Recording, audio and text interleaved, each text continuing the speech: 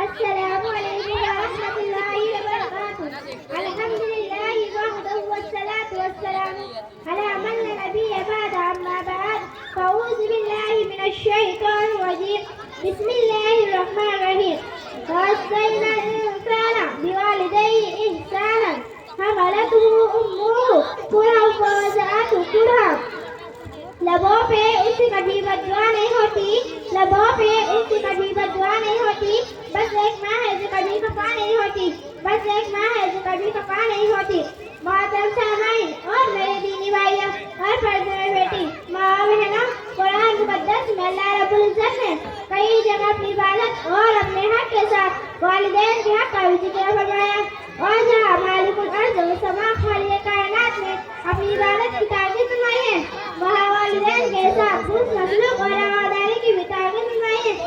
کئی فرمایا وَوَصَّيْنَا الْإِنسَانَ بِوَالِدَيْهِ إِحْسَانًا، ہم نے انسان کو اپنے والدین کے ساتھ اس مخلوق کی تاکید کی ہے۔ اور کئی فرمایا وَوَصَّيْنَا الْإِنسَانَ بِوَالِدَيْهِ حُسْنًا، ہم نے انسان کو اپنے ماں باپ کے ساتھ ہمدردی کی تاکید کی ہے۔ الغرض والدین کا حق اولاد کے اوپر اللہ کے بعد دوسرے نمبر پر ہے، اس لیے اللہ تبارک و تعالیٰ موجودہ حقیقی اور عالم اسباب میں والدین اپنے اولاد کے عزت کا سبب چاہیے ہے۔ اس لیے اللہ تعالیٰ نے جگہ جگہ ماں باپ کے حقوق کی اہمیت کی تاکید فرمائی ہے کہ ہمیشہ اپنے والدین کے ساتھ اچھا سلوک کرتے رہو، ان کی تعظیم و محبت اور خدمت گزاری کو اپنی سادہ سمجھو۔ جناب رسول پاک صلی اللہ علیہ وسلم نے ایک حدیث میں ارشاد فرمایا کہ ایک نوجوان صحابی بہت زیادہ عبادت گزار تھے، نماز، روزہ، خیرات اور بھلائی کے کاموں میں سب سے آگے رہتے تھے، لیکن گھر میں ان کی بیوی اور ماں کے درمیان ایک خلاف رنگ بن رہتی تھی۔ وہ بیوی کی باتوں میں آ کر ماں کے اوپر بیوی کی بات کو ترجیح دیتے تھے، جس کے نتیجے میں ماں ان سے بہت زیادہ خفا رہتی تھی۔ اتفاق سے اس نوجوان کی موت کا وقت آیا، ان سے کلمہ نہیں پڑھا جاتا تھا، تو ان کی بیوی نے حضور صلی اللہ علیہ وسلم کے پاس یہ کہنا بھیجا کہ میرے شوہر غزہ کی حالت میں ہے، چاہتی ہوں آپ کو بتلا دوں۔ تو حضور اکرم صلی اللہ علیہ وسلم ونفس نبی تشریف لائے اور حضور صلی اللہ علیہ وسلم نے کہا کلمہ پڑھو، تو انہوں نے کہا مجھے اس کی طاقت نہیں کہ کلمہ پڑھوں۔ تو حضور صلی اللہ علیہ وسلم نے معلوم کیا کہ ان کے والدہ زندہ ہے۔ لوگوں نے کہا جی ہاں۔